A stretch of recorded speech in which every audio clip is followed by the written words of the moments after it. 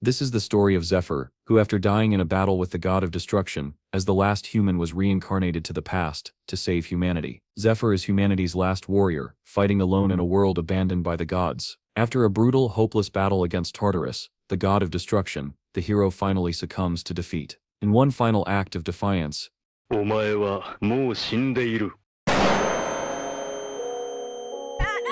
he detonates his remaining power, blowing himself up and taking Tartarus's hand with him. For the first time in history, the god who had destroyed hundreds of worlds bleeds. Humiliated, Tartarus smashes Zephyr's lifeless body before crumbling into dust. But instead of dying, Zephyr opens his eyes in a place he never expected, God's realm. The gods who once turned their backs on humanity had been watching him all along, thoroughly entertained by his defiance. To squeeze out even more amusement, they offer him a second chance, to return to the past, and fight once more. They send him 10 years back, to when he was nothing more than a powerless slave. Now awake in his younger body, Zephyr finds himself surrounded by sneering slaves. Nearby, a small boy lies trembling on the ground, after a beating. Seeing the bully's symbols, Zephyr instantly recalls this time, the moment when his 20-year-old self refused to be used as a temple slave. The supervisor shouts for everyone to return to work, and the bullies leave, but not without warning the boy to stay down. Ignoring them, Zephyr grabs a pickaxe, intending to blend in. As he turns, the small boy whispers, "Thanks." Zephyr doesn't recognize him, and walks past, focused on more important matters, the perks promised by the angel Mercedes. He activates his new power, and a surge of energy floods through him.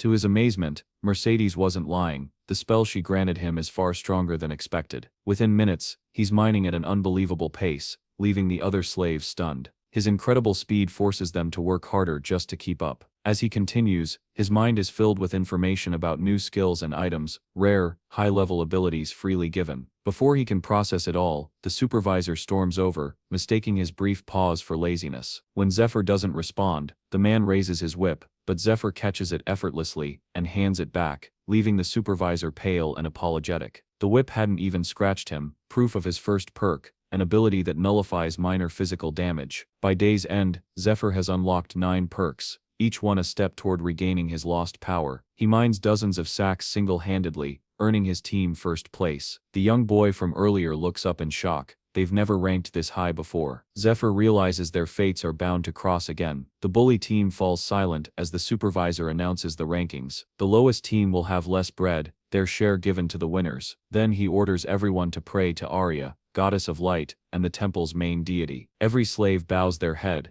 even Zephyr, who knows Arya is one of the 3 supreme gods, also known as the most powerful money-lender. Each slave here bears a debt mark. If they try to escape, their hearts will stop instantly. For Zephyr, the goal is clear: pay off his debt and gain freedom. Only then can he take revenge on the demon lord and protect the woman he loves. Altair. That night, as the slaves gather in the market, Zephyr notices how expensive everything is. The same small boy, Kyle, nervously offers to buy him a beer to show gratitude. Their team has always been last, but today they placed first because of him. Zephyr declines, not wanting to form attachments. Instead, he asks the bartender for recovery water. The bartender warns him it's too pricey and suggests natural healing. Shocked, Zephyr reminds him that interest rates are brutal, but he accepts anyway, confident he can repay it. He drinks the potion, recovery water that restores endurance and slightly boosts mana. Normally it's weak, but thanks to his rare perk that increases potion effectiveness by 500%, even a small dose greatly strengthens him. Though Zephyr works hard in the mines, he knows true power and profit lie elsewhere, so he begins consuming potions daily to train his body. Once he feels ready, he approaches the supervisor and reports hearing strange noises deeper in the mine, possibly monsters. He suggests calling in the hunting team. Of course, Zephyr knows exactly what he's doing. Dungeons mean money. Monsters, born from warped mana, are dangerous, but valuable. Their mana stones and materials are precious resources, and dungeons once feared as death traps are now treasures of wealth. Hunting teams, composed of enslaved warriors, risk their lives for high rewards. Zephyr, a former adventurer, knows he's being held back on purpose. Someone powerful wants him buried here. As he plans his next move, the shopkeeper reminds him that he's reached his borrowing limit. Zephyr smirks to himself. If gold won't come to him, then maybe it's time he takes it by force. Just then, the priestess appears and offers a grim solution, selling Zephyr's organs to the temple, which purchases fresh ones for research. She hands him the paperwork, explaining that the surgery can be cancelled if the loan is repaid in time. Despite the shock of those around him, Zephyr accepts without hesitation and insists on more recovery water. The shopkeeper reluctantly complies, warning him of the risks, but Zephyr drinks the bottles one after another, satisfied that his body now meets the physical conditions required. As he steadies himself, a man named Gothi, head of the recon team, approaches to confirm if he's the guide they were expecting. Zephyr nods, calmly noting his ability to detect mana, a skill that allows him to sense his surroundings over wide areas, particularly useful for navigating dark dungeons undetected. Gothi appears relieved, remarking that this spares them the need for a night vision potion. As the group prepares to depart, Zephyr is handed a worn set of gear and instructed to follow. One of the men, Dale, comments on his unusual abilities, but Gothi quickly silences the chatter. While the team gathers, Zephyr studies them carefully. Two faces are unfamiliar, yet one he recognizes from his past life. The realization strikes him: two of these men will not return alive. He keeps that knowledge to himself, already planning how to use it to his advantage. The team arrives at the dungeon entrance, where a young temple attendant greets them. He ties a thin magical thread around Zephyr's wrist, connecting it to the others. If anyone falls, the thread will snap, signaling the main base to send reinforcements. Though this is only a scouting mission, the attendant urges them to exercise caution. Inside, the tunnels echo with low guttural growls. Two torch-bearing monsters patrol nearby, unaware of the intruders. Gothi and Dale move swiftly, ambushing and killing them before they can react. Zephyr observes, silently analyzing their formation. The recon team's duty is to gather intelligence and assess monster activity, though in manageable cases, they take matters into their own hands. Gothi inspects the fallen creatures, concluding that they are remnants from a battle in another section of the mine. Dale assumes this marks the end of resistance, but Zephyr knows better. The recon members are skilled, yet overconfidence is their downfall. Gothi, brimming with pride, decides they can clear the rest without calling for reinforcements. Dale questions the decision, glancing toward Zephyr, who carries only supplies and tools. Marco, a broad warrior wielding a mana-charged hammer, steps between them to calm the growing tension, asking if Gothi has a concrete strategy. A confident grin crosses Gothi's face. He instructs Zephyr to take out what he prepared earlier. Inside the boy's pack lies a bundle of bush leaves and berries, known for producing a scent similar to that of a female cobalt in heat, when mixed with monster waste. The bait works flawlessly. Within moments, a creature charges into their trap and is swiftly dispatched. The others cheer at the success, showering Gothi with praise. None of them realize the plan originated entirely from Zephyr. In his previous life, Zephyr had once served under Gothi in the same unit. He remembered how ambition often clouded the man's judgment. Before this very mission, Zephyr had manipulated him by claiming the dungeon was lightly populated, an easy victory ripe for personal glory. He had offered Gothi both the plan and the rare moon bushes, knowing the man would accept if it meant earning recognition. Back in the present, Gothi finishes off the final cobalt, unimpressed by the weak mana stones they recover. Zephyr moves ahead to scout, signaling that the path appears clear. Yet Dale, scanning the area, notices bones scattered across the floor. Their placement feels unnatural, arranged with intent. Before he can warn the others, a massive claw bursts from the darkness, seizing him and smashing him violently against the cavern wall. Marco charges forward, his hammer glowing as he activates his mana shield, attempting to rally the team. Despite his bravado, fear flickers in his eyes as the creature's tail sweeps across the chamber, striking him with tremendous force and sending him crashing into the rock. Outside, the attendant monitoring the magical threads watches in horror as three of them snap at once. Reinforcements are immediately dispatched. Inside, Gothi lies wounded, clutching his bleeding shoulder, while Zephyr stands protectively before him. His iron wall perk glimmers faintly, having absorbed most of the monster's attack, yet even that powerful defense barely withstood the strike. From the shadows, the creature steps forward, its grotesque form illuminated by the faint torchlight. Towering and distorted, its claws clutch the limp bodies of Dale and Marco. Zephyr recognizes it instantly, a predatory species that breeds other monsters, feeding upon them once they mature. Without hesitation, Zephyr takes Gothi's spear and activates his third perk, Silver Key, drawing from his personal storage. He retrieves a strip of cloth and a bundle of dragon weed, wrapping it around his hand in preparation. He signals Gothi to remain still and avoid interfering. Though Gothi struggles against the instinct to act, the monster's fear roar stops him cold. The sound freezes his body entirely, his mind consumed by primal terror.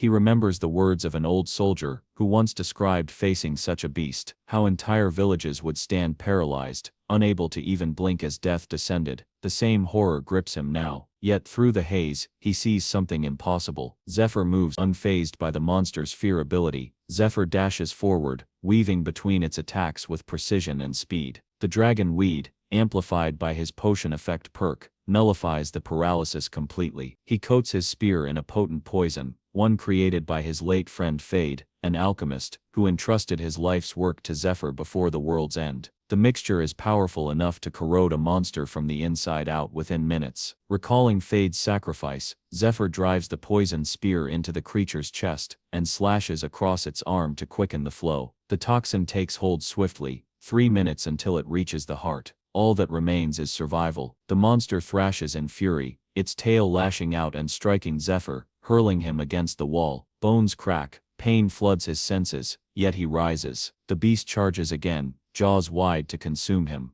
Zephyr, reacting instantly, hurls the final vial of poison into its gaping mouth, and follows through with a powerful strike across its face. The creature bellows in agony, its movements growing sluggish. The poison works relentlessly through its veins. Zephyr, battered and bloodied, steadies his stance as the monstrous body convulses before him. Only 1 minute remains. Victory, or death, depends on whether he can endure that long. Zephyr knew he lacked the skills and stamina to completely evade the monster. At that moment, only 2 choices remained: wait for the creature to collapse from within, or strike with enough force to bring it down himself. As he prepared to attack, the monster's tail swung with deadly speed, but Zephyr, reacting instantly, seized it midair. He held firm as the colossal force lifted him high above its head. Once in position, he lunged downward, driving his spear deep into the creature's eye. The spear splintered upon impact, its shaft breaking apart, yet Zephyr pressed on. With the broken weapon in one hand and his knife in the other, he delivered a flurry of precise, furious strikes. The monster convulsed violently, its roars echoing through the cavern. Clinging tightly to the embedded blade, Zephyr refused to release his grip. He understood, one final strike was needed.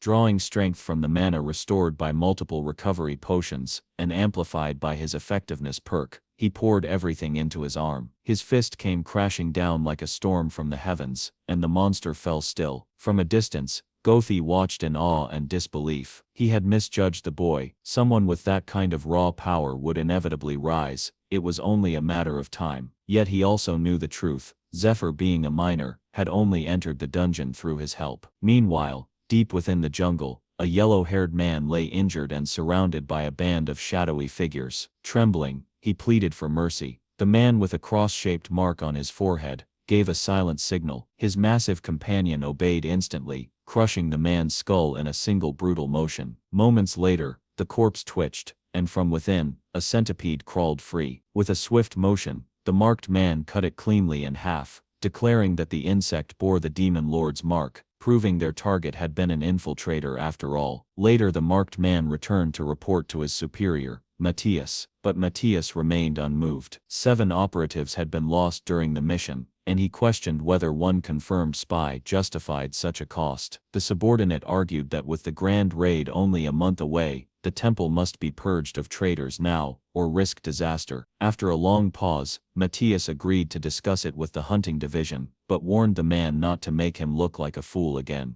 At the Department of Human Resources, Gothi submitted a transfer request for Zephyr into the hunting squad. The priestess in charge approved it, but made clear that any failure would be his responsibility. Confident in Zephyr's ability, Gothi accepted the terms without hesitation. Success would mean credit, and possibly a promotion. His mind wandered back to the dungeon. He remembered Zephyr calmly asking him to forget everything that happened in the fight. The boy promised to leave behind the cobalt corpses for reporting, but the true prize, the giant monster's remains, he wanted to keep. As a temple slave, Zephyr wasn't permitted to claim loot or materials, so he intended to sell the body in secret. Gothi had dismissed the plan as impossible. Security outside would prevent smuggling, and follow-up teams would soon sweep the dungeon. But Zephyr revealed his trump card, his inventory perk. With one fluid motion, he stored the massive corpse within his personal storage, erasing it entirely. Gothi stood frozen as the body vanished, leaving no trace behind. Zephyr then offered him a deal. In exchange for silence, he would clear 3 more dungeons, and Gothi could take full credit. It was a dangerous offer, but also one too tempting to ignore. Even now, Gothi weighed the risks against the rewards. If Zephyr continued to succeed, his own reputation as a squad leader would soar. Meanwhile, Zephyr focused on his next move, selling the monster's remains to pay off his debts. Freedom from the temple was all he wanted, yet as he planned, he recalled the upcoming temple raid, rumored to involve a powerful artifact. That item, he believed, might be the key to breaking his chains once and for all. When registration finally completed, Zephyr became an official member of the hunting squad. As the team departed, his thoughts returned to his previous life, a time when he joined the squad only after the raid list had already been chosen. This time, he would act earlier. At the armory, Gothi guided him through the facility, before stepping away to visit his recovering teammates. Moments later, the air shifted. A group of robed men entered, the same shadowed group from the forest. Gothi's face paled. He bowed immediately, and urged Zephyr to do the same.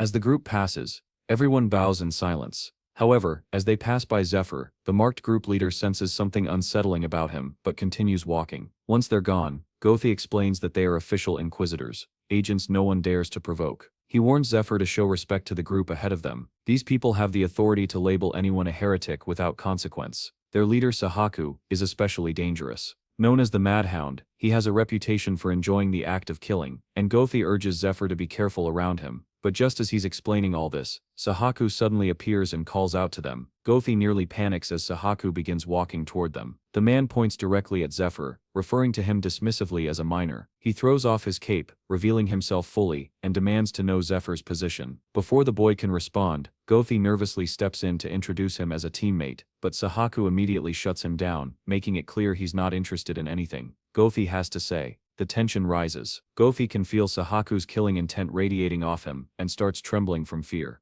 Zephyr, however, remains calm and unfazed, a composure that catches Sahaku's attention. It doesn't match the boy's rough, inexperienced appearance. He starts to suspect that Zephyr might be far more capable than he looks. Someone this strong being sent to the mines instead of directly to the hunting squad doesn't make sense, especially since aptitude tests usually assign powerful recruits to elite units. Something feels off. Within seconds, Sahaku signals his men, and they surround Zephyr from all sides. Despite sensing the boy's strength, Sahaku remains confident, believing his team can handle him. He steps forward and demands answers, warning that lies won't be tolerated. But Zephyr sees right through it. He knows Sahaku is only making things easier for him. As the circle tightens, Sahaku accuses Zephyr of being a follower of the Demon Lord. The accusation pulls Zephyr's thoughts back to the past, to how those followers betrayed humanity during the Great War and brought about its downfall. In the present day, most only know them as a dangerous cult opposing the Orthodox Church. While Zephyr is lost in thought, Sahaku reveals that he possesses a special ability, a sense that can detect the presence of Demon Lord followers.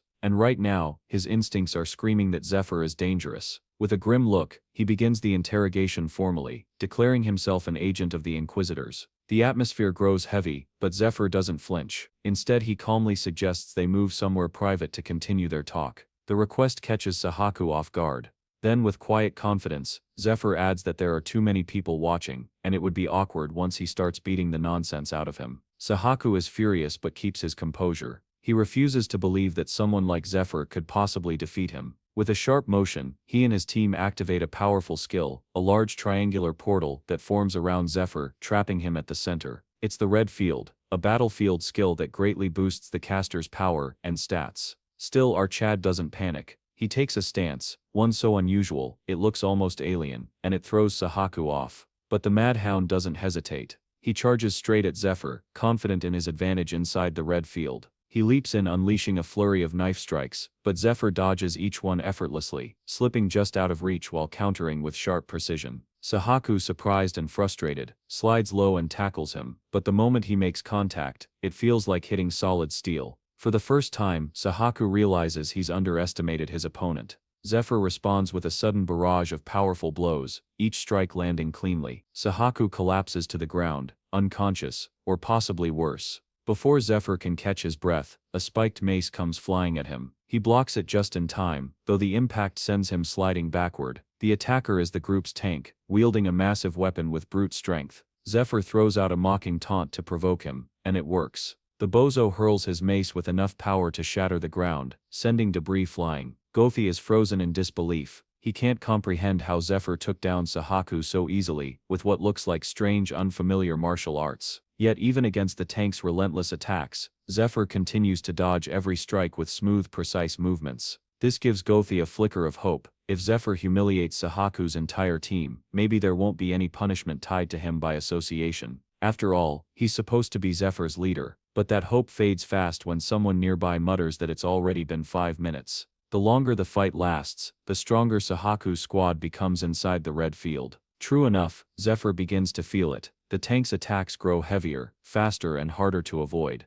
Then out of nowhere Sahaku reappears, his aura flaring like fire, and slashes Zephyr across the back in a surprise counterattack. Blood sprays as Sahaku, alive and furious, launches into a blinding assault, darting around Zephyr like a streak of light, and striking from every direction. For a moment Sahaku seemed to have the upper hand, preparing to deliver a final devastating blow, but just as he got close, Zephyr barely managed to catch him, slamming his head into the ground with crushing force. Before Sahaku could recover, Zephyr drove his knee into him again, overwhelming him with sheer strength. Beaten and bloodied, Sahaku lay stunned, realizing that even his boosted stats and enhanced abilities were useless against Zephyr. Zephyr calmly taunted him, remarking that if he truly wanted to show off his speed, he should have let the tank wear him down first. The comment hit a nerve. Furious, the bald tank tightened his grip on the chains, restraining Zephyr, trying to overpower him. But Zephyr didn't back down, mocking the tank, and implying that he was too scared to fight up close. As he did so, he channeled mana into his arms and activated a basic enhancement spell, Power Boost. With that surge of strength, he yanked the chains with such force that they ripped right out of. The momentum sent the tank crashing into a nearby wall, leaving everyone around stunned in silence. Meanwhile, on the ground, Sahaku started crawling toward him, desperate and confused, asking who he really was. But Zephyr simply smirked and walked away, casually reminding him that interrogation was his job. Unseen by everyone, a red-haired man watched the scene unfold from a nearby window, clearly impressed by Zephyr's strength, and quietly wondering if this boy had been sent by their master. The onlookers couldn't believe what they'd just witnessed. Sahaku, the powerful leader, had been defeated by a mere rookie. As Zephyr walked away, the defeated man screamed at him in frustration, unable to accept his loss. Zephyr, on the other hand, felt a sense of relief. The first part of his plan was complete, but now he had to wait for someone specific to hear about it. As he continued walking, however, a strange sensation washed over him. His body started to tremble, and he quickly realized what was happening: mana freeze, a temporary shutdown. The power boost skill he'd used in the fight had drained him completely, leaving him vulnerable. He understood now that his body wasn't strong enough yet, and he would have to improve. Collapsed on the ground, Zephyr looked up, but the sky above him shifted into something otherworldly, and a massive figure materialized. The figure introduced itself as Spirit Shilak, the god of debt's agent, revealing that Uzua, the god of debt, had sent it to collect the debt for the Wall of Iron skill Zephyr had used. Zephyr immediately recognized the name of the skill. He knew that while Wall of Iron granted him great advantages in the fight, it also came with severe side effects when the user's mana ran out. All the damage taken during the spell was inflicted at once. Many who had used it had died because of this brutal drawback. The God of Debt spell was like a double-edged sword, feeding off human despair. As Zephyr struggled, the God of Debt watched him with an almost sadistic pleasure, savoring his suffering. Meanwhile, Shilak started calculating the total damage Zephyr had accumulated, preparing to deliver the cumulative blow. Zephyr, completely drained, could only wait helplessly as the countdown to impact ticked down. Despite his best efforts to move, his body refused to respond. In a last-ditch effort, Zephyr ripped the wraps off his hands, revealing a hidden recovery potion. With the countdown nearing its end, he managed to drink the mana potion just in time. The mana surge raised his mana by a single point, halting the debt collection attack before it could land. In a flash, Shilak vanished, and the threat was gone. Zephyr breathed a sigh of relief, but he knew this was only a temporary escape. He still had much to prepare for. Zephyr survived by a split second, smirking at the sky as if mocking Uzura, the god of debt, for underestimating him. After all, he was a survival expert, someone who had managed to live even after humanity fell in his past life. He knew the secret to beating Wall of Iron was simple: keep your mana from dropping to zero. As long as he had even a sliver of mana, the spell couldn't touch him. He remembered that in his previous life, Wall of Iron was a purple tier skill worth 500 gold, far more than he could afford right now. Yet, the god for their own amusement, had given him the spell anyway, and to thank them he gave a middle finger salute, only enraging the god even more. Later, Zephyr woke up confused, tied to a bed with the priestess standing calmly beside him. Two bulky men were also present, bringing torture tools. Nervous, he looked around as the priestess explained the situation with a disturbingly calm tone. He was in their workshop because the repayment on the loan he took from the shop had expired just an hour ago. Her expression quickly hardened. She grabbed a large knife and stated that he had taken multiple loans using collateral, skipped all the interest payments, and never planned to repay any of them. She held the knife just inches from his face, demanding answers. Zephyr realized the situation was deadly serious. If he tried to use mana, the debt collector Shiluk would return instantly, so he had no choice but to talk his way out of this. He began pleading, saying he'd repay everything next week. But the priestess remained unmoved. She declared they'd definitely take his salary, but he still had to pay the shop loan with interest, something he clearly couldn't afford. Then she gave the order, and one of the large men grabbed Zephyr's arm. She announced they'd cut off one of his fingers for now to make a point. The torturer raised the knife and swung it toward his hand, but Zephyr panicked and shouted something at the last second. Whatever he said made her order the men to stop. Her expression shifted from anger to disbelief, shocked that Zephyr could possibly know something like that. The men stood in shock as the woman screamed at them in a fit of rage, ordering both to leave immediately. They obeyed without a word. As they exited, she threatened the boy, demanding to know how he knew that name, but he pressed further, referring to her as the monster breaker White Rose. He already knew her secret, that the priestess secretly went by the name White Rose, a broker who dealt in monster corpses and stolen goods tied to the criminal underworld. Zephyr understood he could not rely on low-level items if he wanted to explore the dungeons, deciding to use the priestess. With a mocking grin, he thanked her for bringing him to her, revealing that he had a business proposal. Meanwhile, in another room, Sahaku regained consciousness. Consumed by fury, he couldn't believe that a mere boy had humiliated him so easily. Swearing vengeance, he vowed to kill Zephyr if they ever met again. As he created a commotion, the red-haired man noticed the noise and called out to him. Sahaku froze at the sight of him, suddenly nervous, and greeted him with forced respect. The man smiled calmly, assuring the healers that he would deal with Sahaku personally. As they walked away, he casually mentioned Sahaku's recent fight. Remembering the humiliation, Sahaku tried to apologize, but before he could speak, the red-haired man suddenly slammed a knife into his mouth, holding it in place. Disappointed and seething, the man rebuked Sahaku for failing to carry out Inquisitor Matthias's orders, resulting in public embarrassment and disgrace. Rage overtook him. He slashed Sahaku's face without hesitation, coldly reminding him that despite his talent and the high hopes they once had for him, he was now a liability. Even after 6 months of trying, he had only managed to take down 2 demon lord worshippers. According to the red-haired man, Sahaku's repeated failures had exhausted the patience of his superiors. On top of everything, losing to a mere boy had dragged Inquisitor Matthias's name through the mud.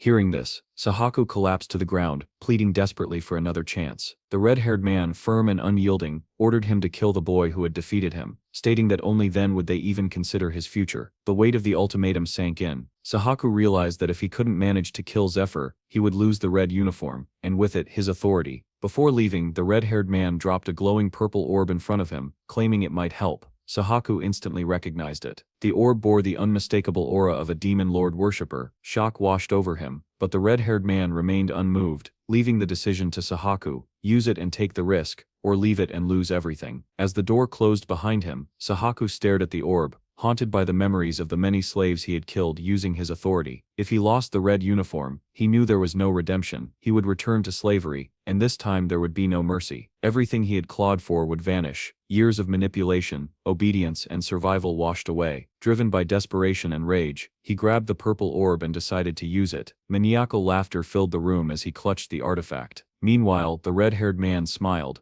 revealing he had gotten exactly what he wanted. He instructed his man to keep a close eye on Sahaku, knowing full well that he had only aided him to use him as a diversion. According to his informants, Sahaku's reckless behavior had already drawn attention. Even the head of the temple knights had lowered their guard. The red-haired man planned to exploit this opening to intercept the item, eliminate the head of the order, and most importantly, pave the way for a demon lord worshipper to seize control of the temple. This red-haired man was known as Ned Strier, an impostor and a secret disciple of the demon lord worshippers. Suspicious of recent events, Ned also ordered his man to investigate Zephyr, having recognized the martial arts technique the boy used, a style known only to their master and his disciples. He suspected Zephyr might have been sent by the master himself to assist them. However, given the secrecy of the matter, Ned decided to test the boy through Sahaku. If the boy failed them, Ned planned to eliminate Zephyr himself. Meanwhile, back with the priestess, Zephyr surprised her by revealing the monster corpse he had brought back from the dungeon. Despite her initial concern, she found herself admiring the specimen. However, Zephyr's offer was steep. The items he demanded were valued at 5,000 gold, equivalent to the price of 3 predator-class corpses like the one he presented. Zephyr confidently assured her that she would have all 3 within 3 weeks. Then pausing, he added that he had one more favor to ask. After his recovery, Zephyr joined his teammates for a casual meeting. During the gathering, the group leader Gothi reintroduced everyone to reaffirm their roles. First was Marco, the tanker, then Dale, the swordsman, and finally, he introduced Zephyr. However, tension hung in the air. Gothi quickly noticed the discomfort among the others, particularly in Zephyr's presence. Inside the small dining chamber, Zephyr quietly observed the others. None of them had touched their food, their expressions weighed down by tension. The silence stretched long enough to make the air heavy. Perceiving the discomfort, he decided to lift the mood. From his satchel, he drew a finely crafted bottle of wine, the label alone radiating luxury. Every head turned. Even Gothi, who rarely reacted to anything, raised an eyebrow. Zephyr explained that it was a gift from White Rose, then began to pour for each of them. The simple gesture shifted the atmosphere entirely. Mutters turned to faint smiles, and for the first time since joining them, he sensed the beginning of trust. He knew it was enough. From that moment, they would be more willing to assist him, even in smuggling monster corpses. After all, camaraderie often grew fastest around shared indulgence. He had known Gothi in his previous life. The man's cautious nature and habit of obeying authority had kept him alive longer than most. But the others, Dale and Marco, hadn't survived this far before. Their presence unsettled Zephyr. He couldn't yet tell if they would prove useful, or if he would eventually need to remove them. Still, he understood people well. Those who desired validation only needed to feel seen, and those who craved power needed to be guided toward it. But one thing he could not allow was open hostility. And in this group, the one holding that resentment was Dale. After a while, Gothi began outlining their next assignment. His tone carried quiet authority as he emphasized the importance of success. Completing it could grant them a level promotion, a step closer to freedom. He reminded the group that unity was the only way forward. Yet, even as he spoke, Dale's irritation grew. He muttered complaints about Gothi making decisions without their input. His skepticism directed straight at Zephyr. He even questioned whether the story of Zephyr defeating the Predator was truth or mere illusion. Tension flared, but Marco, the broad-shouldered tank, stepped in between them. He reminded both sides that the reward would be split evenly, and an argument would only waste energy. Reluctantly, they dropped the subject. Still, Dale's distrust lingered. He convinced himself that the boy would bring trouble, and that the dungeon would reveal whatever secrets Zephyr was hiding. The following morning, the team departed for Edoran, a mountain town carved from solid stone. The sight alone filled them with awe. Once a sanctuary for temple workers and injured adventurers, the place now resembled a forsaken monster nest. As they ventured deeper, thick webs blanketed every tunnel wall. Zephyr, maintaining his calm, activated his mana perception, a skill allowing him to sense infused mana from living creatures and enchanted objects. Through it, he guided the group safely, navigating through the sticky maze. When they finally emerged from the first section, he revealed what he had sensed inside, a steel spider. His expression stayed composed as he began explaining the strategy. They would infiltrate the nest, use paralyzing potions on the spiderlings, and wait for the mother to return. The sight of her slaughtered offspring would drive her into a frenzy, exposing her weak points. The plan was methodical, too much so for a boy his age. Dale, ever skeptical, voiced his concern. Even with 4 people, defeating a steel spider was nearly impossible. Its shell was harder than steel, immune to most blades, and its offspring multiplied fast. He suggested asking the temple for assistance. Zephyr merely told him to rest. He could clear the nest alone.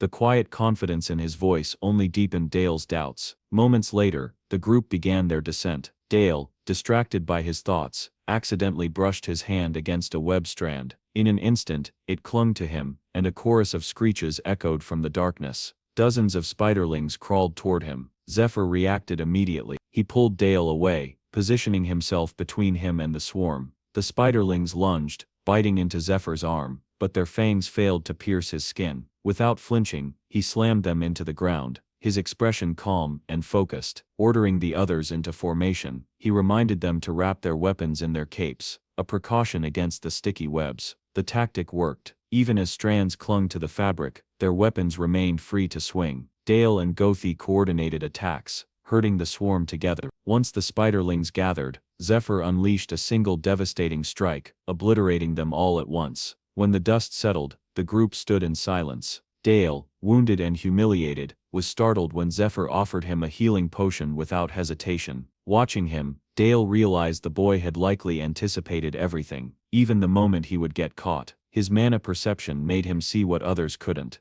Embarrassed, Dale quietly admitted fault. Zephyr, however, dismissed it and told him to stay alert. Yet within his mind, Zephyr assessed him differently. Despite his suspicion, Dale possessed strong focus and quick adaptability, rare qualities among low-rank adventurers. He knew once they cleared the dungeon, that suspicion would fade. Deeper inside, they executed the paralyzing plan perfectly. The spiderlings froze in place, and when the parent emerged, their strikes landed precisely where Zephyr predicted, the softer underbelly. Dale, testing the advice mid-fight, found it true, and was left speechless by how accurate the boy's insight was. They cheered after downing one spider, until they saw Zephyr, already standing atop a hill of corpses. Calm and unbothered, he suggested taking a brief rest. Marco, still gasping for air, couldn't help but wonder who could have possibly trained someone like him. For a fleeting moment, Zephyr's mind drifted back, to a dim cave, and a man cloaked in shadows who once pushed him beyond the brink. His expression darkened, but he quickly dismissed the thought. There was still one battle left. He plucked several razor-sharp spider legs and walked toward the nest's heart, the queen's chamber. Gothi, uneasy by nature, preferred retreat, while Marco insisted they stay and help. Dale, driven by pride, agreed with Marco, believing numbers would ensure victory. Surprisingly, Zephyr didn't stop them. He simply assigned new roles and continued ahead. The deeper he went, the denser the air became. At the center, surrounded by shimmering web layers, the queen spider waited, massive and vile, her guardians stationed like statues around her. Zephyr took a step forward. None moved. He had already studied their behavior. Each only reacted when intruders crossed into its territory. With a calculated movement, he hurled several bags of flour toward the webs. The bags burst, filling the air with white dust. Visibility dropped instantly, blinding the spiders. The first strike would be his. Then the chaos. Zephyr raised his crossbow and fired a bolt directly at the queen. The projectile struck with a spark, not powerful enough to wound her, but more than enough to ignite the volatile cloud around her. In an instant, the airborne flour particles combusted violently, triggering a massive dust explosion that rocked the entire chamber. The blast tore through the tunnels with deafening force. Debris and web fragments rained from above as Zephyr sprinted through the chaos. He knew the explosion alone wouldn't be enough to kill them, not creatures born within the labyrinth's depths. Behind him, two guardian spiders emerged from the smoke, their screeches piercing through the ringing echoes. Without breaking stride, Zephyr loosed a pair of poison-tipped arrows behind him. One spider fell instantly, its legs spasming as venom overtook its body. But the second guardian surged forward, closing the distance as Zephyr turned the corner. Then it stopped, its path blocked by a thick wall of webbing. Earlier, Zephyr had instructed his team to use spider web sacks to build traps along the escape routes. When Gothi questioned whether such webs could truly restrain spiders, the boy explained that without their special glandular liquid, even spiders became ensnared in their own silk. Each member had been handed a sack, ordered to seal key choke points. Now, that preparation paid off. The explosion had evaporated the creature's protective secretion, and it became trapped, writhing helplessly. Zephyr drew a pair of sharpened spider claws and cleaved through the immobilized guardian in one swift motion. Only one guardian remained, but before he could react, the queen spider herself lunged out from the depths with a shriek that shook the cavern. Her enormous frame crashed through the remaining walls, venom dripping from her mandibles as she barreled toward him. Zephyr ran for the exit. Outside, his team stood waiting in formation, ready as instructed. Just as he reached the threshold, the queen spewed a jet of venom, a corrosive stream capable of melting flesh in seconds. Remembering its lethality from his past life, Zephyr dove through the entrance, narrowly avoiding the acid as it scorched the rock behind him. The queen didn't stop. She erupted from the cavern, venom splattering across the terrain. Outside, the others froze. Zephyr, gripping the spider claws, rushed forward to meet her. He slashed across her back, landing between her and the others to take her focus. His role was clear: draw her attention, endure the attacks, and create openings. The queen shrieked, the air trembling from her fury. Yet Zephyr held his ground, unflinching. The rest hesitated, all except Gothi, who trembled uncontrollably at the sight of the towering monster. Dale and Marco, however, steeled themselves. Memories of mockery from higher-ranked hunters burned in their minds. The insults, the belittlement, the laughter. They were treated as disposable informants, not warriors. But this time was different. They had come this far under Zephyr's lead. Every command, every strategy, had worked flawlessly. Dale clenched his weapon tighter. Enough humiliation. This time, he would stand his ground. Marco shared that conviction. Even Gothi, though shaken, found himself pulled along by their resolve. Against his better judgment, he stepped forward to fight. Together, they targeted the damaged plates along the spider's armor, coordinating their strikes precisely as Zephyr had instructed. Aim for the middle of the legs, where the nerves run. Coat weapons in tranquilizer to slow her movements. Following those instructions, Dale struck. The effect was immediate, but as he landed the blow, the queen reared back, preparing to crush him. Don't do it to me! I beg you!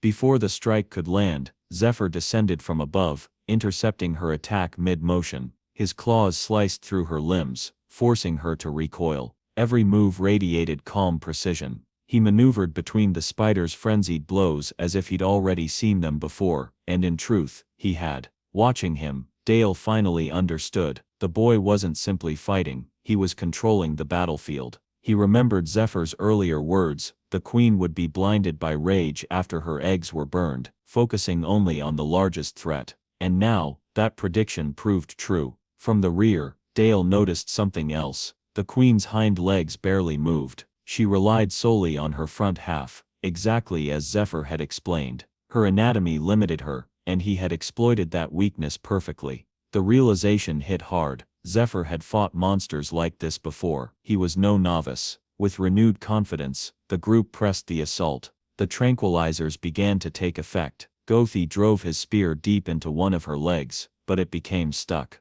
The queen screeched and lifted him into the air, throwing him violently to the ground. Enraged, she began channeling venom into her glands. But before she could release it, Zephyr darted forward, grabbed the gland Yoink! through the wound in her abdomen, and ripped it free. He fastened his belt around it tightly, sealing the poison inside. Without hesitation, he vaulted onto her back, and drove his heel down on her skull. The impact cracked the creature's head, echoing through the chamber. The queen shuddered, collapsing under her own weight. The battlefield fell silent. Then, cheers erupted. Dale, trembling and breathless, could hardly believe it. They had actually slain the queen, but as he turned to look at Zephyr, he realized something. The boy had guided them to this victory. He had made sure they landed the finishing blow. He had led, protected, and empowered them. For the first time, Dale felt that maybe, if he followed this boy, he could become someone stronger. Meanwhile, Zephyr silently evaluated which monster corpses to bring back for Arya at the White Rose. His thoughts were cut short when Dale called to him, proudly gesturing to a resting spot he'd prepared, offering to handle the corpses and the cleanup. Dale insisted that Zephyr rest. Accepting, Zephyr watched as they worked. Despite their flaws, they weren't bad, not at all. But he knew deep down, they still wouldn't be enough. Against the kind of enemies from his past life, he needed more power, better equipment, and a long-term plan. Later he returned to Arya, presenting the Predator's corpse. Her eyes widened in admiration, clearly impressed. She rewarded him with expanded inventory space. But Zephyr's focus remained elsewhere. He observed the temple from the balcony, the bustling priests, the merchants in robes, the gold coins changing hands. He knew the truth. Temples were no longer sanctuaries of faith.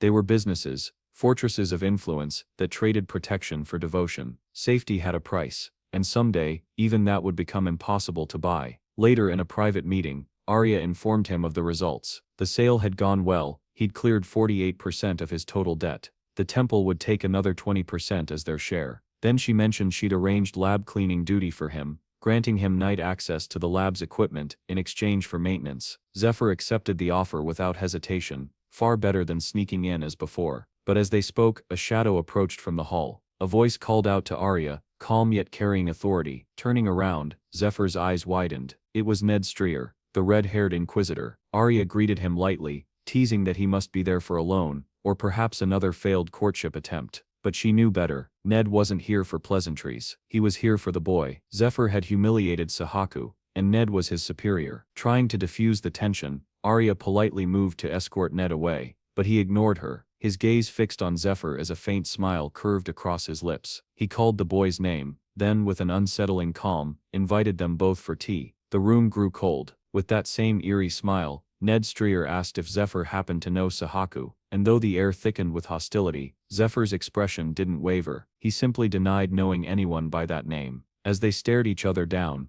the atmosphere thickened. A tremendous amount of mana burst from both of them, saturating the air with pressure. The priestess started trembling as the mana was so dense it pierced her skin. In that moment she realized that Zephyr might be as strong as a temple slave, or possibly even stronger. Ned, standing just feet away from Zephyr, felt it too. Channeling mana into his fingers, he prepared to fight, eager to see what the boy was truly capable of. Just as they were about to clash, the priestess activated the slave mark spell, forcing both of them to stop. The spell, which only worked on slaves marked by the temple, hit both of them hard. Oh man, you're just ruining it.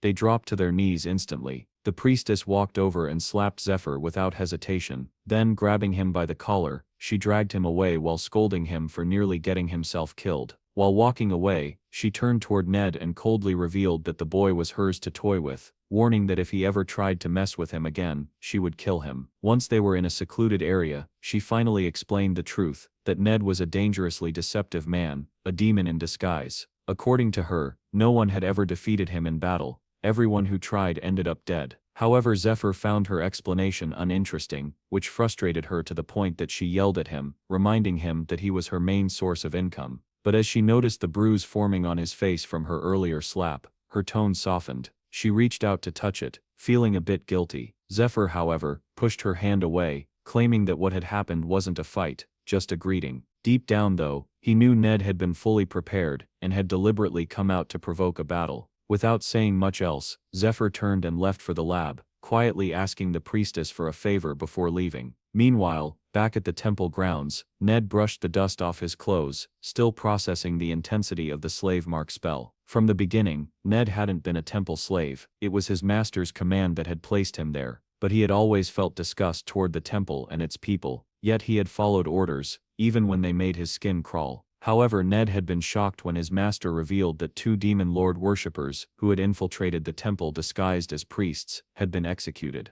The rest were in hiding due to heightened surveillance. Their only remaining path into the temple was through the slave mark. The master had explained that the priests of light didn't monitor marked slaves closely, believing them easy to control. So he had ordered Ned to continue posing as a temple slave, infiltrate the temple of light, and steal the reward from the raid dungeon. Ned had agreed without hesitation. Now in the present, Ned knew they had already found a method to neutralize the slave mark, and he was confident the priests of light didn't know about it. However, they had to wait until the temple weakened, and the priests fell to their knees. Far away in a crumbling fortress, a group of outlaws worked on repairing their fences. One of them called the others for food, and slowly the workers gathered around a battered wooden table, sharing a meager meal while talking about their poverty and how they couldn't afford temple protection, hence the need to maintain their own defenses. As they ate, the tower guard spotted someone approaching from the temple, Sahaku. Upon entering the fortress, the first thing he asked was the number of people living there. A worker nervously answered, 50. That number brought a manic smile to Sahaku's face. Without warning, he raised a strange flute-like instrument and played a haunting note. In response, a monstrous creature burst from the ground, impaling the workers without mercy. This was Sahaku's new power, unleashed and terrifying. With it he was certain Zephyr would never humiliate him again. As Sahaku laughed maniacally, driven by his twisted ambition, the creature rampaged through the fortress, mercilessly devouring the remaining workers one by one. Meanwhile, in the Temple of Light, it was now nighttime, and Zephyr was busy in the laboratory, mixing and boiling ingredients laced with the queen spider's poison. He aimed to create a deadly concoction of Fade, something he called the King of Poisons. For this he had taken over the priestess's room, believing that Ned's little minion might appear and sabotage his work. Though the priestess had initially objected, he had managed to convince her to lend him the space. As she looked through his blueprint, confusion clouded her expression, as she couldn't make sense of what he was trying to create. Meanwhile, Zephyr drew precise lines across a log of arcanwood, and then smashed it with his mana-infused fist. The large pieces broke away, leaving behind several small uniform sticks. This sight both amazed and confused the priestess, so Zephyr explained that these were needles, similar to those used in Eastern medicine. His plan was to dip their ends into poison, and let them sit for 10 minutes. Once ready, according to him, these needles could kill any creature with minimal effort. However, no one had ever imagined they would come to rely on poisons after the Demon Lord's attack, especially since the gods had abandoned them. With that thought, Zephyr began inserting the poison needles into his own body. Almost immediately, the poison started spreading through his veins, making him tremble in pain. The priestess, alarmed, moved toward him, but he raised a hand to stop her. She remembered what he had told her earlier, not to panic no matter what happened, and to simply carry out a task for him when he signaled. Although she remained unsure of what he truly intended, Zephyr was clear that he sought to upgrade himself. He knew that under the right conditions, two poisons could neutralize each other's effects, transforming into a medicine, or even a potion that boosted one's stats. The challenge, however, lay in the fact that he was working with incredibly painful, unstable, and unpredictable toxins. The pain pushed Zephyr's body to its absolute limit, but he knew this was the only way forward. He channeled his mana, directing the flow to control internal injuries, and potentially boost his levels. With this he was testing whether the technique would heal him, or if it would cause his body to shatter like a brittle mirror. Still, Zephyr knew this pain was nothing compared to what the Demon Lord once did to him. As he concentrated, the flow of mana stabilized. His veins began to lose their darkened hue, returning to their normal color. The transformation stunned the priestess, but she recalled what Zephyr had told her earlier, that she must drive the final poison needle into his head when he gave the signal. The moment arrived, and though nervous, she obeyed his command, plunging the needle in with trembling hands. Several hours later, deep in the woods surrounding the Temple of Light, a beam from the slave mark erupted into the sky, lighting it up with a flash. On the ground, chaos reigned as hunters fled for their lives. Chased by a stampede of monstrous ostriches, they shouted in frustration, cursing the recon team for misreporting the number of nests. Fortunately for them, they had fired a flare earlier, calling for reinforcements, but the stampede moved faster than anyone anticipated. As the hunters argued, the creatures caught up and tore through the group one by one. The leader was the last one left standing, knowing the temple was still at least 20 minutes away, and things looked grim. He collapsed and hauled to the ground, watching as one of the massive ostriches loomed over him with its razor beak, ready to strike. But just as the monster lunged, a powerful dagger sliced through the air, piercing the creature's neck. The beast crashed lifeless to the ground. Seeing this, the leader was stunned, but his shock deepened when Zephyr crashed to the ground with a powerful impact. As soon as he landed, all the monstrous ostriches charged at him, but with his newly enhanced strength, he easily overpowered them, tearing through the horde like they were nothing more than a bucket of KFC. He targeted their necks with brutal precision, and with a single powerful mana burst, he launched multiple projectiles that struck every creature squarely in the throat, killing them instantly. The leader stood frozen, unable to comprehend how a single person, temple reinforcement or not, could do this alone. Before he could say anything, Zephyr demanded the location of the monster nest. Still in disbelief, the leader pointed it out. Without another word, Zephyr vanished in a single leap, leaving behind an overwhelming aura and a heavy sense of awe and inferiority weighing down on the hunter captain. However, the leader immediately regretted not giving Zephyr a critical piece of information, that the nest was extremely dangerous. As he silently blamed himself for the oversight, a sudden blast echoed through the forest, followed by a chain of explosive crashes and deep cracks in the earth. To his utter disbelief, Zephyr emerged from the shadows moments later, dragging the severed head of the boss monster behind him. Despite the intense battle he had clearly just fought, he looked calm, almost relaxed. The poison needles coursing through his system seemed to have doubled his strength and dulled the pain, but Zephyr knew his next challenge was gear. He needed new equipment, though finding a place to forge or acquire it would come first. As he considered his next move, he fired the green flare, signaling that the emergency had been handled. Meanwhile, far away in the dungeon's dark depths, Sahaku continued his brutal slaughter, waiting for the moment he and Zephyr would meet again. A few days later, Mattias, the senior inquisitor, and Lucius, the commander of the Temple Knights, discussed the recent news that a slave had reportedly defeated a horde of monstrous ostriches, including their towering 100-foot-tall leader. They suspected the act might be a deliberate attempt to showcase his abilities in hopes of being included in the upcoming raid. Upon hearing this, Mattias suggested interrogating the slave, but Lucius refused for now. The Inquisitor pushed back, concerned that the slave could be a demon lord worshipper and might interfere with the mission. However, Lucius surprised him by proposing a different strategy, bringing such individuals along on the raid and dealing with them there, rather than risking them causing problems elsewhere. Although they had been friends for over 20 years, Mattias disagreed with the idea, but the commander had a reason for involving him further. He led Mattias into the tower basement. When he opened a large sealed door, Mattias was taken aback when he saw Michael's legendary heavenly lance and shield. He couldn't believe his eyes. He had only ever read about relics like this in books. The commander assured Mattias that with these weapons, they finally had a real chance at clearing the dungeon after 10 long years. With a confident expression, he added that this time, he would be nearly unstoppable during the raid. The next morning at the slave rooms, Zephyr's hunting teammates wrapped up a grueling training session. They were a bit surprised by the training area being so crowded lately. Marco explained that these were slaves, hoping to claim a spot in the raid. Rumor had it that 2 or 3 positions might still be open. As they talked, the priestess suddenly walked out of their room and passed by them. The group immediately bowed out of respect. After she walked past, a few of them quietly wondered what she had been doing in their quarters. Soon the group's worst suspicion was confirmed, when they spotted Zephyr in their room wearing a golden ring.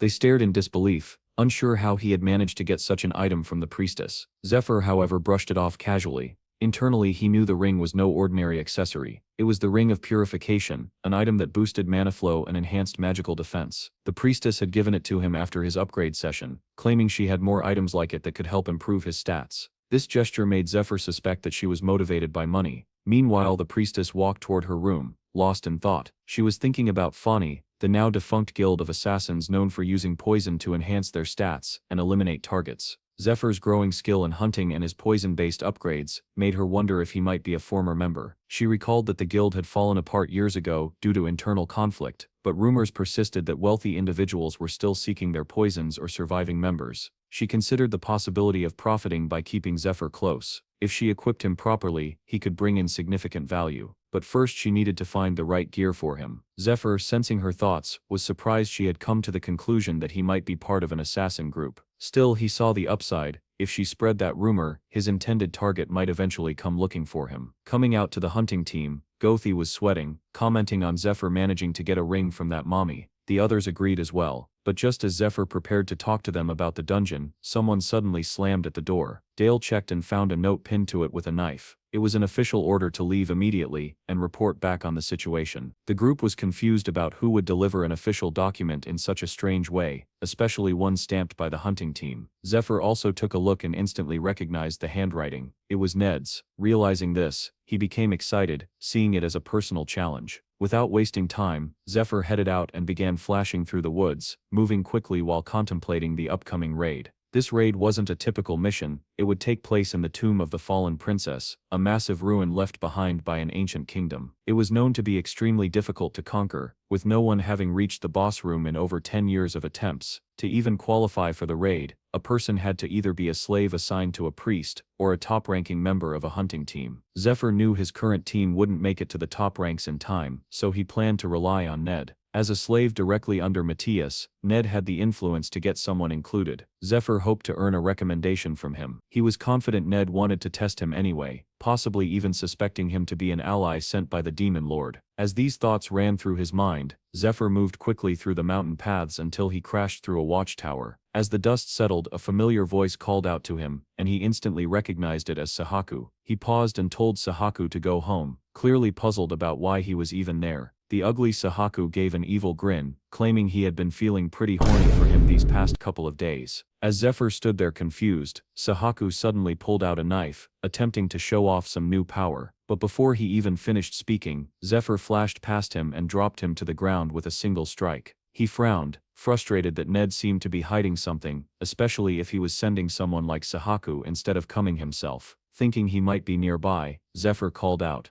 But instead of any answer, Sahaku began to move again. He rose from the ground in an unnatural way, laughing maniacally. A slimy creature started emerging from beneath his cape. Without hesitation, Sahaku pulled out a flute and started playing it, causing the slime to lift him into the air and morph into a large monster-like abomination. Sahaku, completely unhinged, shouted wildly, cursing Zephyr and vowing to make his death slow and painful. As the creature finished forming, Sahaku wasted no time and launched an attack. Caught off guard, Zephyr hesitated, and the strike sent him crashing into the side of a mountain. However, before Sahaku could react further, an energy beam melted away the monster's appendages, and Zephyr reappeared unharmed and ready. Zephyr quickly recognized the creature as a biological weapon created by Demon Lord worshippers. It started off as an egg, then hatched when activated by a hypnotic instrument like the ocarina Sahaku used. The ocarina also protected the user from the monster's corruption aura. The monster itself had no mind, an unstable appetite, and grew stronger with every human it devoured, especially those with mana.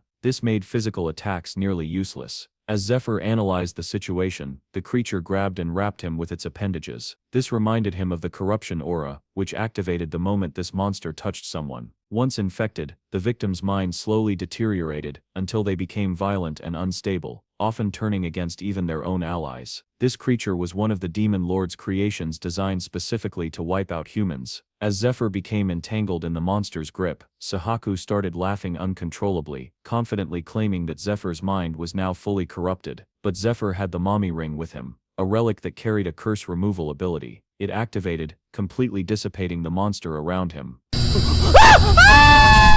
Without giving Sahaku a chance to react, Zephyr grabbed him by the throat. As he held him there, he reflected on back when he still cared deeply about saving people, even when the world around him felt hopeless. He often wondered if things might have turned out differently, had he grown up among humans who actually stood together and knew how to fight. Maybe then the people close to him would still be alive. As these thoughts ran through his mind, Sahaku began to sweat, unnerved by Zephyr's cold demeanor. Zephyr had made peace with the fact that he was willing to give people chances, but not to someone like Sahaku, who had fed hundreds of innocent people to this monster and still wanted more. With anger building up, Zephyr channeled all his mana into his fist and slammed it into Sahaku's gut, following up with a brutal punch to the face that shattered it completely. Then, without pausing, Zephyr began preparing the finishing move, East Dragon's Roar, a powerful technique that channeled lightning through his strike. Gathering mana into his palm, he released the attack with full force, hitting Sahaku with a barrage of lightning-charged strikes.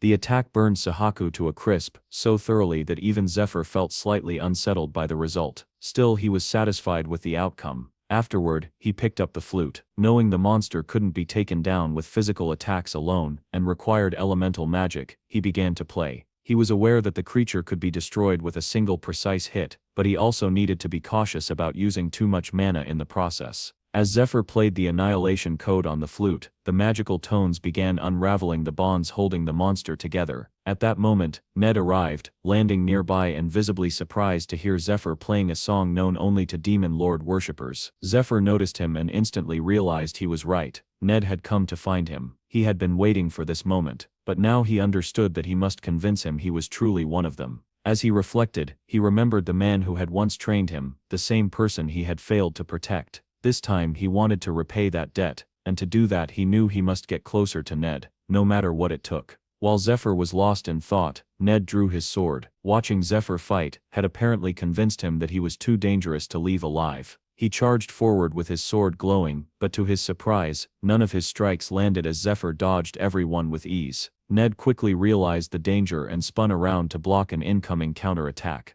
3 stones came flying toward him from behind, and he managed to deflect them just in time. Even while blocking, he took note of Zephyr's speed and precision, skills that only his master and a select few warriors possessed. Challenged, Zephyr raised the stakes by offering to fight unarmed. Caught in the moment, Ned agreed. Now both stood facing each other, hands glowing with lightning as they entered into mirrored combat stances, prepared for a direct clash. Ned was the first to strike, launching a lightning-infused palm attack. Zephyr, however, remained calm. He channeled the floating cloud technique, which emitted an electrical charge identical to Ned's. The two forces repelled each other, and the attack was neutralized on contact. Ned was visibly stunned. Blocking the lightning palm this way required channeling a high amount of defensive electricity, so the attack bounced back. Too little, and it broke through. On top of that, the defender must react with perfect timing. Seeing Zephyr pull it off effortlessly made Ned realize this wasn't just some talented fighter. He knew techniques that only a few in the world had ever mastered.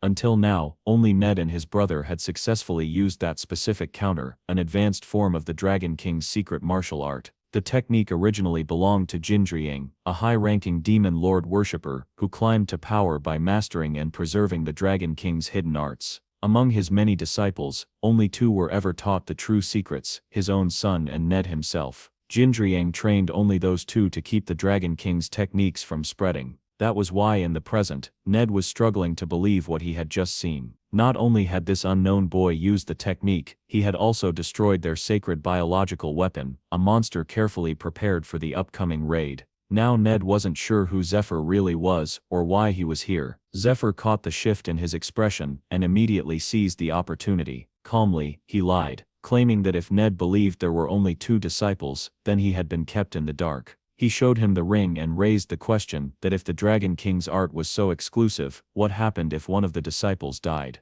The implication hit Ned. If either disciple were to fall, the martial art would be lost. Their master wouldn't have time to train a replacement. The realization slowly settled in. Maybe there really was a third disciple, a hidden backup, trained in secret to preserve the legacy. As Ned was still processing this thought, Zephyr stepped forward and presented himself as the shadow disciple, the one who was trained in secrecy to replace Ned upon his death. Blood was a natural when it came to lying. The shadow disciples were unofficial successors, trained in secret to preserve a martial arts technique in case of emergencies. If something happened to the main successors, the shadow disciples stepped in. However, once the official heirs safely inherited their master's position, the shadow disciple was often eliminated. Keeping them alive posed a risk, as their existence alone could invite future conflict. Right now though, Zephyr was making all of this up. He knew that the real shadow disciple wouldn't arrive until after the raid was over. Altair and her companions were currently holding him back.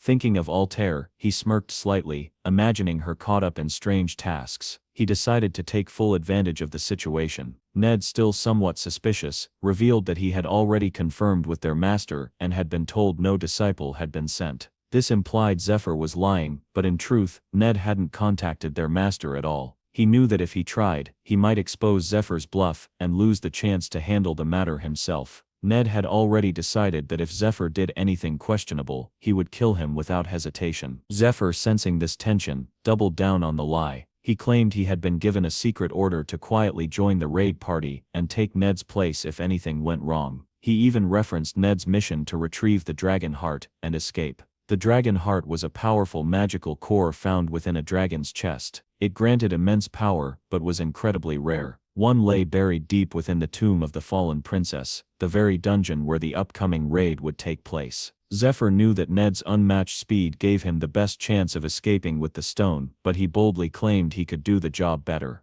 He pushed Ned's temper even further by stating that he had something personal to discuss. As Ned clenched his jaw, the boy leaned in slightly and quietly said he wanted to talk about Blood Tear. The mention of this put a dark expression on Ned's face, as it was one of his family's stolen treasures, something only he and his master knew about. Nervous, Ned asked him if he knew more about it. However, Zephyr first requested to be included in the raid. With no other option, Ned agreed and told him to follow. He led the boy to an abandoned building near the temple and introduced him to the other members as someone sent by their master. Matthias, who was also present, became excited about the new addition and immediately started explaining their plan. According to him, all the members of the raid were demon lord worshippers gathered from various places. He walked Zephyr through the details of the operation once again. Zephyr, eager to learn more about the demon lord worshippers, was surprised to discover that all 40 members were followers. These individuals made up an elite unit, specially trained to complete difficult missions. Despite the group's strength, Zephyr remained confused about why such capable people would choose to worship the demon lord. Meanwhile, Ned silently reflected on the situation. He wondered if their master might have revealed certain secrets to Zephyr that were supposed to be known only to them. A brief moment of doubt passed through his mind, imagining that the master might trust Zephyr more than him. However, Ned quickly dismissed the thought, reminding himself of the master's promise to help him get revenge if he proved himself useful. This promise continued to drive Ned's efforts. He was determined to earn his master's approval and achieve his goal. Still, one thing continued to trouble him: the Shadow Disciple himself. Zephyr considered the possibility that the Shadow Disciple might simply be waiting for Ned to die so he could take his place, or worse, he might be planning to kill Ned himself. While Ned reflected in silence, Matthias finished the operation briefing and divided the team into two groups, one assigned to protect Ned and the other tasked with eliminating Knight Commander Lucius. Without wasting time, Ned reached out to Zephyr and invited him to join his team. He wanted to keep him close, which would also make it easier to eliminate him if needed.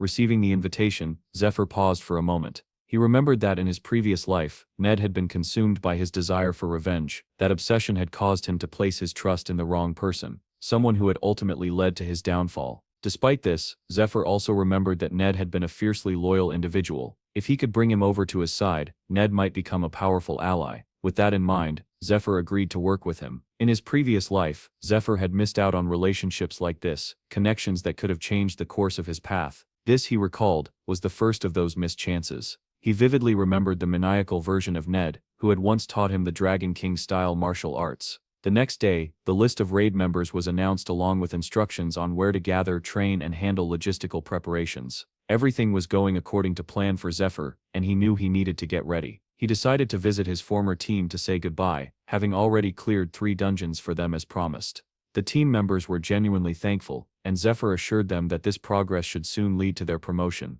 As the farewell continued, Dale grew increasingly nervous. He wanted to ask Zephyr to take him along, but couldn't bring himself to say it. He found Zephyr's goals fascinating, but he believed that he and the others were still too weak to follow him just yet. However, to Dale's surprise, Zephyr assured him that if he trained hard, there would come a time when he could join him. This lifted Dale's mood, and Zephyr left shortly afterward. Zephyr knew that by this point in his previous life, 2 of them had already died. Though they were still alive now, he believed they were more or less doomed. In 3 years, the Demon Lord would be summoned, and most of them would lose their lives. This was why he needed the dragon heart to prevent it all. Afterward, Zephyr headed to the priestess to collect his gear. Surprisingly, she had prepared everything exactly as he had requested. The weapons were blunt, and had good mana conductivity. He had specifically asked for this because he knew the raid dungeon would be filled with skeletons, which were resistant to regular sword strikes. For that reason, blunt weapons were essential to break through them. After inspecting the equipment, Zephyr decided to buy everything, though he was particularly drawn to the Twilight Long Sword. The priestess had acquired that sword solely at his request. However, she remained concerned, knowing it was not effective against skeletons.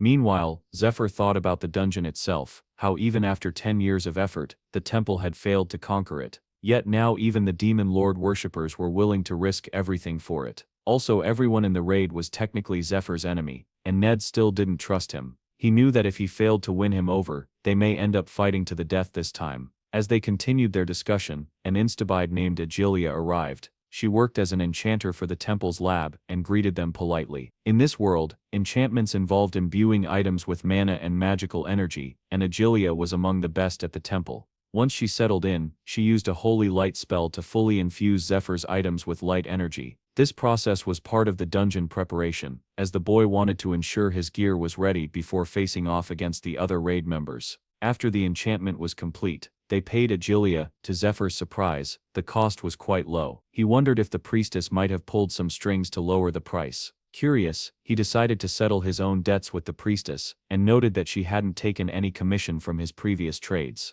The priestess responded by saying she was simply helping him as a friend. Zephyr thanked her, then casually revealed that he had no money left. This surprised her, and he explained that the recent dungeons he had cleared hadn't yielded much. To make up for it, he took out the poisons he had created and offered them as payment instead. The priestess was both shocked and excited by the offer. Zephyr teased her briefly before handing the vials over. Before leaving, he reminded her not to sell them to any potential moles. The next morning, all the raid members gathered in front of the temple. Zephyr was slightly surprised to see hundreds of people there, including healers and knights. He recalled that, in his previous life, only a few of them had survived. Once everyone was assembled, Lucius, the head of the raid party, stepped forward and officially announced the start of the raid. The raid party this time wasn't ordinary. It included a mix of knights, hunting team slaves, inquisitors and slaves from the lower branch of the inquisitors. A total of 86 people made up the group, divided based on their roles, such as frontline fighters, scouts, and protectors.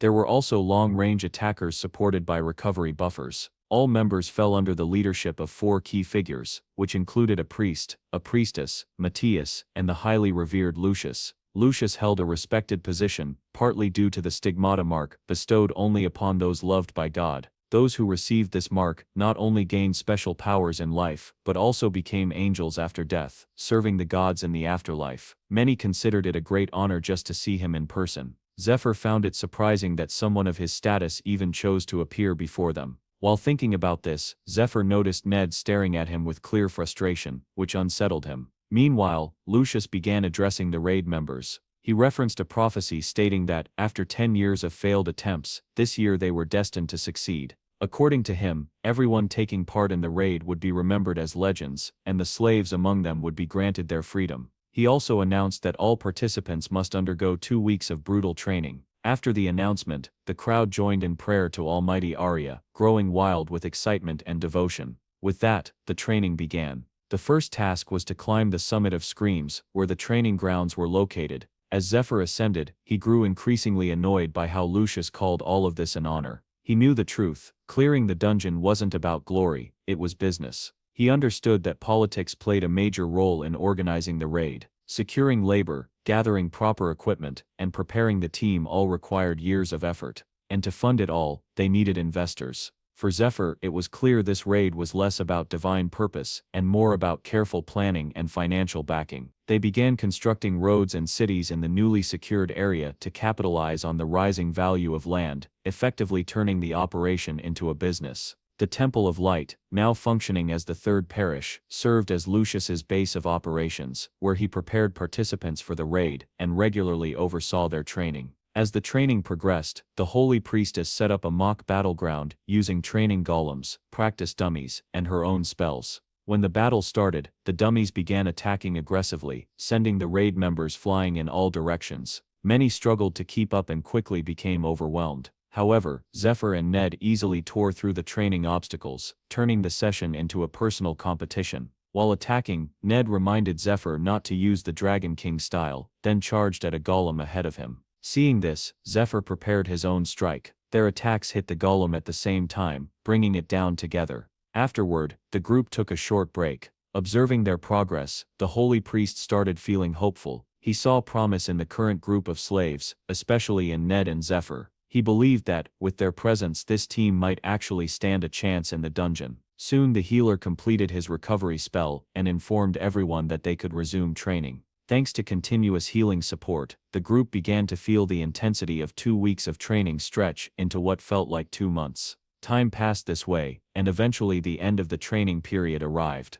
Remarkably, not a single person was eliminated, and everyone managed to hold up well throughout the sessions. The priests offered the raid members food and drinks in celebration, but Ned sat alone, lost in thought. Zephyr brought him a plate, knowing that he had barely eaten during the entire training period. Ned refused, saying he needed to keep his body light for agility. Hearing this, Zephyr set his own plate aside as well. He didn't feel like eating either, knowing he must be ready to take his position soon. This irritated Ned, but Zephyr shifted the mood by pulling out a luxurious bottle of wine. Ned accepted a glass, and while sipping it, asked how much Zephyr actually knew about him. During training, he realized that Zephyr hadn't shown any intent to harm him. Ned recalled that Zephyr once mentioned the blood tier, but hadn't explained further at the time, brushing it off, and promising to talk later. Remembering this, Ned's curiosity grew. Zephyr, noticing the shift in his expression, realized that something had changed. When they first met, Ned had tried to kill him, but after spending the last 2 weeks together, it seemed Ned may have changed his mind.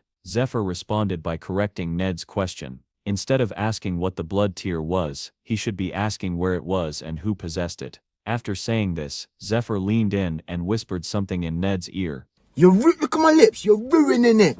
Ruining. Something that left his face pale with shock. You see, the blood tier was shown to Ned by his father as a relic passed down through their family line. According to him, their ancestors had earned it by defeating monsters. The sword later brought their family the title of Baron after they offered it to the king, who appointed them as the sword's official caretakers. Ned's father believed deeply that Ned would one day inherit both the sword and the family name. He was confident his son would become a great knight worthy of carrying it. However, when the Temple of Light invaded their estate, they seized both the sword and the baronial title, claiming them as collateral for a loan, despite Ned's father begging them not to. According to the temple priests, the sword belonged to the title, and since Ned's father had surrendered the title in exchange for the loan, he no longer had any right to it. Hearing this, Ned's father lost control and charged at the priest with his sword drawn. But before he could strike, the guards stabbed him. Little Ned, who was there at the time, witnessed everything and screamed for his father, while the priest reminded the dying man that he was lucky the sword hadn't touched him.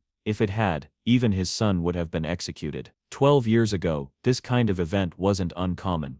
Dungeon speculation had been growing wildly out of control. Investors made fortunes during the peak as loot prices soared due to successful raid parties. But when the raids started to fail and scams began surfacing, the dungeon market lost its appeal. The Temple of Light, which had profited the most during the boom, continued to mislead investors, claiming the market was stable. They sold worthless items at high prices to squeeze out as much profit as possible before the collapse. Ned's father was one of those investors. He had borrowed money from the temple, but when the market crashed, he lost everything. Those responsible for the collapse never faced any consequences, especially the priest Olden, who had been close to Ned's father but still deceived him. Since that day, Ned's only goal was to take revenge and bring down the Temple of Light. Alongside that, he had spent years searching for the blood tear but had never been able to find it.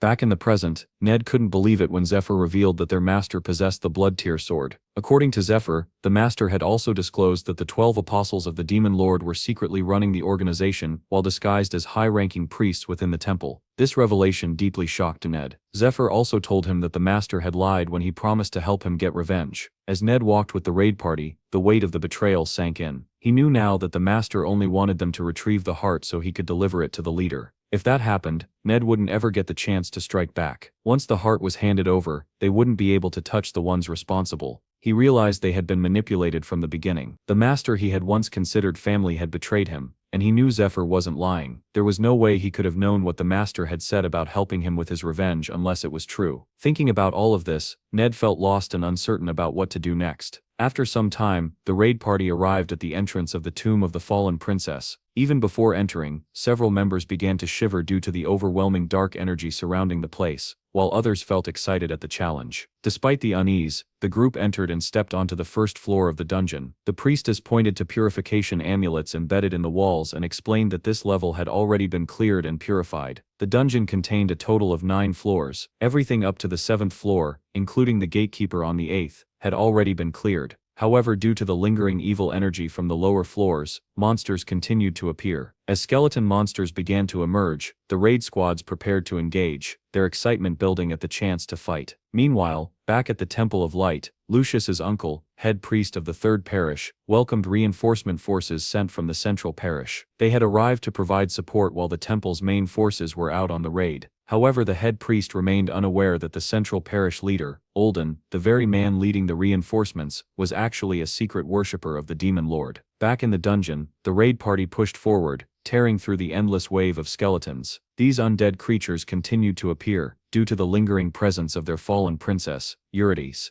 once the greatest sorceress in history, who dragged her subjects with her into death. As the battle continued, a couple of massive bone golems made up of hundreds of skeletons appeared among them. One of the golems slammed into the ground, creating a powerful shockwave that sent several raiders flying through the air. Reacting quickly, the holy priestess and the other casters cast Chain of Light, anchoring the golem in place. Seizing the opportunity, the raiders rushed in and began attacking the restrained monster. To their shock, the golem broke free from the spell's grip. Just as it prepared to retaliate, Matthias, who had been quietly praying and preparing, stepped forward. With a single powerful slash, he brought the golem down. The raiders, stunned by his strength, briefly paused in awe. Matthias immediately called them to focus, warning that a skeleton mage may be controlling the golem. Just then they spotted the skeletal mage perched on top of the fallen golem. The holy priest issued an order to the ranged group to target the mage. Matthias realized that to create a clear path for the ranged attackers, they must first neutralize the source of the enemy's power. They needed to locate the mana tomb. Suddenly Lucius stepped in wielding his radiant lance and shield. Without hesitation, he unleashed a massive holy beam that incinerated every skeleton in its path. The blast not only cleared the way, but also struck the ancient tombstone, powering the skeleton mages.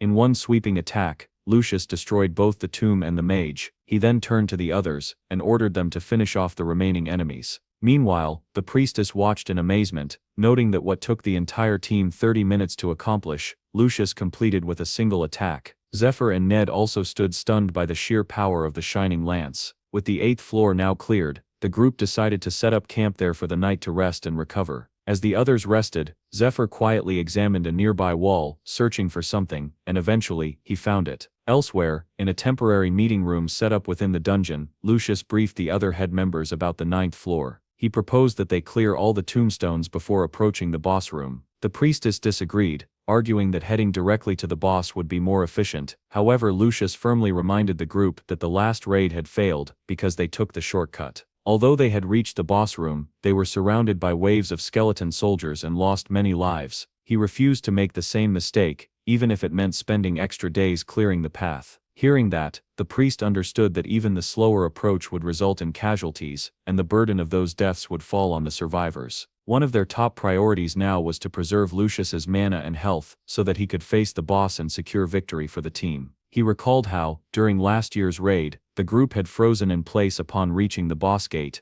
overwhelmed by the oppressive aura of dark energy it radiated. Back in the present, the meeting was suddenly interrupted by distant screams from the raid party. They were under attack by the pet monsters previously used by Sahaku. 5 of these beasts, originally intended to assist Matthias in his plan, had gone into a frenzy. Something had triggered their hypersensitive danger sensors, causing them to rampage. Meanwhile, Zephyr, still inspecting the wall, discovered a hidden wheel embedded in the stone. Without hesitation, he activated it. As he turned the mechanism, the entire dungeon began shifting. The floor and walls moved like interlocking cubes, creating a massive transformation that confused and terrified everyone inside. All of this had been planned a few days before the official announcement of the raid party members during a secret gathering of the Demon Lord worshippers. At the meeting, Matthias briefed the group with critical information. He explained that the boss room door would not open unless the gatekeeper was defeated, and once inside, they could only leave by killing the boss. This information was gathered from ancient wall texts and court records.